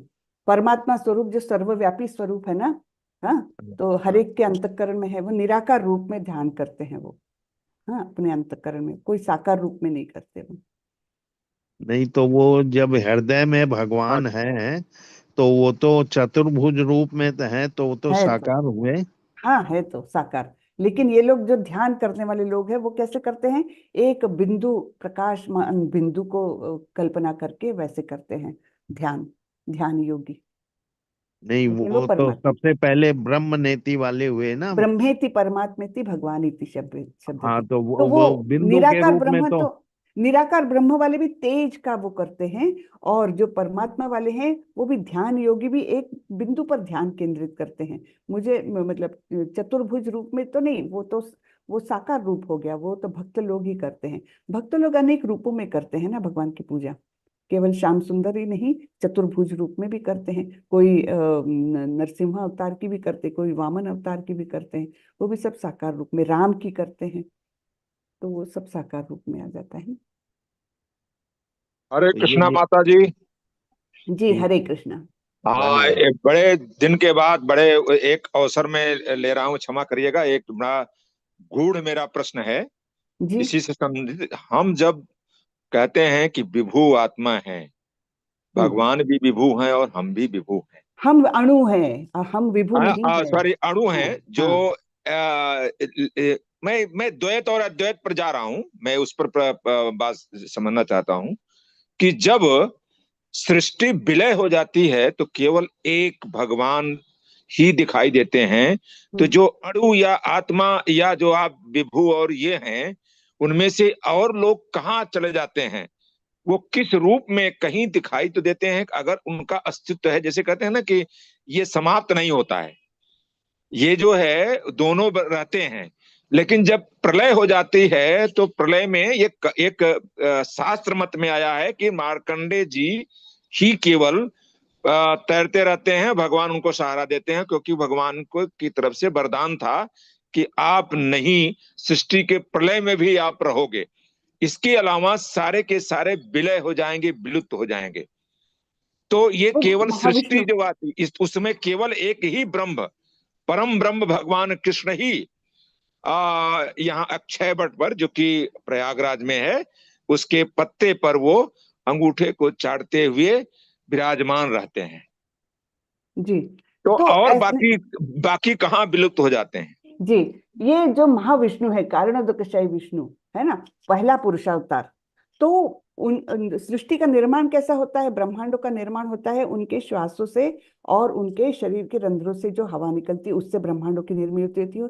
तो जब विलय होना है तब वे पूरी सांस अपनी समेट लेते हैं और सारे ब्रह्मांड उनके अंदर भीतर चले जाते हैं जीवों के समेत, हाँ, और फिर दूसरी बार जब श्वास निकालते हैं तब पूरा फिर से प्रकट हो जाता है जगत, ब्रह्मांड। तो इसका ये स्पष्ट हो गया कि ये सारे के सारे उसी में परम ब्रह्म में जो है विष्णु में समाहित हो जाते हैं, जबकि पूरा प्रलय की बात कर रही मैं, पूरा संपूर्ण प्रलय होता है।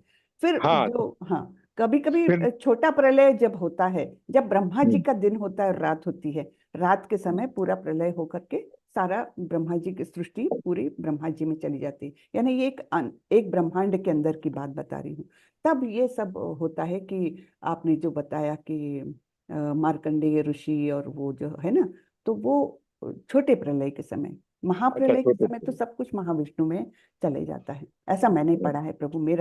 मैंने जो अभी तक समझा है वो इतना ही है इसके। जी जी जी।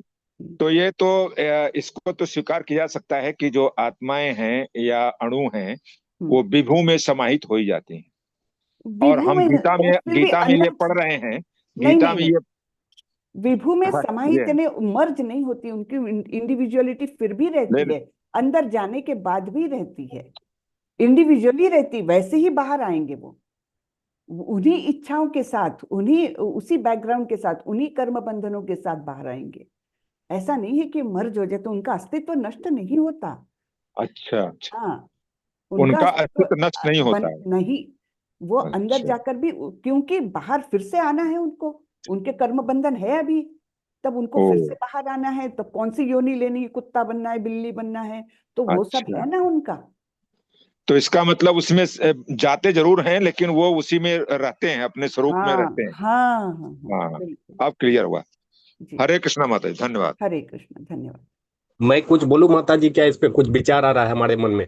जी बोलिए, ये मुझे थोड़ा माता जी जल्दी है आज, प्लीज ये कृपा माता करके। जी कहा था कि प्रलय के बाद जो 84 लाख योनि है, कोई पेड़ है, पेड़ भी जो है भगवान का रूप है, वो सब हमको लगता है उस योनि में चले जाते हैं, धीरे धीरे मैंने प्रकट होते हैं, कोई पेड़ में, कोई कुत्ता में, कोई बिल्ली में। नहीं नहीं, ऐसा तो नहीं है। सृष्टि का पूरा सृजन एक साथ होता है। ऐसा नहीं है कि कुछ लिमिटेड स्पेसीज आ जाएगी, ऐसा नहीं है। सब कुछ एक साथ आ जाता है, अलग अलग एक योनियां, सब कुछ। संख्या तो धीरे धीरे ना बढ़ती है माता जी। हम्म, यानी योनियां सारी आ जाती है एक साथ ही। ऐसा नहीं है कि कुछ योनियां आती है फिर बाद में दूसरी योनियां आती है, ऐसा नहीं है। ये प्रभुपाद जी ने एक बुक में भी पूरा स्पष्ट किया है, क्योंकि डार्विन थियरी का वो पूरा निषेध करते हैं प्रभुपाद जी। उसमें ये बताया है कि ऐसा नहीं है, सारी सृष्टि का सृजन जो है वो एक साथ भगवान करते हैं, ऐसा है। हरे कृष्ण माता जी, मैं केवल 30 सेकंड का टाइम लूंगा। जी, मुझे पता आपके पास ज्यादा आज समय नहीं है। आज हाँ जरा सब जी जी, याद है। गीता के 9.7 और 9.8 में इसकी व्याख्या ऑलरेडी की गई है। मैं श्लोका पढ़ देता हूँ, आप लोग जाके फिर पढ़िएगा। सर्वभूतानि कौन्तेय प्रकृतिम यान्ति मामिकाम कल्पक्षये पुनस्तानि कल्पादौ विसृजाम्यहम्। Very good. यानी कल्प के अंत में जब उनको मेरे अंदर वे सारे आ जाते हैं और बाद में उनका मैं ही विसृजाम्यहम्। सर्व ये योनिषु, देखिए यहाँ पर शब्द है ना, सर्व योनिषु, बिल्कुल। फिर उन्होंने अगला कहा, प्रकृतिम स्वामयवष्टभ्य विसृजामि पुनः पुनः भूतग्राममिमं कृष्णन्नम आवशं प्रकृतिर्वशात्। तो भगवान ने कहा प्रकृति मेरे अंदर में इनका फिर से सृजन करती है बाद में, तो वो उन सभी का सृजन कर देती है। हाँ, जैसे सभी का दृष्टि सृजन, भाग, एग्जैक्टली। ऐसा नहीं तो कि सारी क्या कुछ स्पेसिस करी, ऐसा नहीं होता। कुछ योनियां करती फिर बाद में, ऐसा नहीं होता। एक साथ सर्व योनिषु कौन्तेय, है ना। जी, बहुत धन्यवाद प्रभु, आपने बहुत योग्य एकदम श्लोक बताया, धन्यवाद। हरे कृष्णा। तो चलिए आज का यहीं पर सत्र समाप्त करते हैं। हरे कृष्णा माता जी। जी माता जी, 7वें श्लोक में के तात्पर्य में लिखा है कि श्री कृष्ण निराकार ब्रह्म का अनुमोदन भी करते हैं।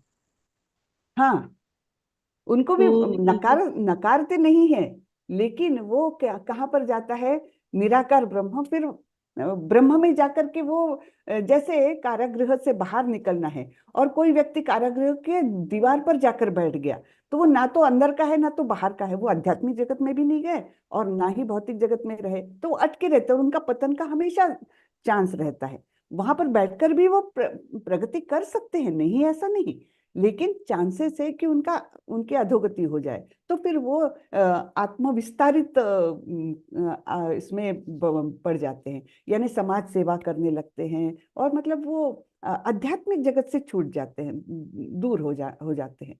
तो उसका भी अनुमोदन करते हैं भगवान, उसको मना नहीं करते हैं निराकारवाद को भी, लेकिन वो भगवान तक जाने का मार्ग नहीं है, क्लेशदायक मार्ग है। क्लेशो अधिकतरस्तेषाम, ऐसा भी भगवान ने बताया है कि ये मार्ग जो है वो क्लेशदायक है, क्योंकि देहधारी मनुष्य निराकार की पूजा कैसे करेगा। अब मैं देहधारी हूं और मैं सोच रही हूँ मेरे भगवान के हाथ पैर नहीं है, सिर नहीं है, आंखें नहीं है, तो फिर वो भावना कैसे आएगी, है ना। जिसने मुझे शरीर दिया है वो स्वयं शरीर के बिना कैसे रहेगा। तो इसलिए भगवान बोलते हैं वो क्लेशदायक रास्ता है, दूर का रास्ता है वो, और उसमें पतन की संभावना हमेशा लगी रहती है, बराबर ना। चलिए, हरे कृष्णा। तो आज का यहीं पर समाप्त करते हैं। वांछा कल्पतरुभ्यश्च कृपा सिंधुभ्यैव च पतितानां पावनेभ्यो वैष्णवेभ्यो नमो नमः। अनंत कोटि वैष्णव वृंद की जय, श्रीला प्रभुपाद की जय। हरे कृष्ण। हरे कृष्ण माता जी, धन्यवाद पंचांग माता प्रणाम माता जी, हरे हरि कृष्ण माता जी, जी। सादर प्रणाम। सभी का बहुत बहुत धन्यवाद। हरे कृष्ण माता जी। हरे कृष्ण। हरे कृष्ण माता जी।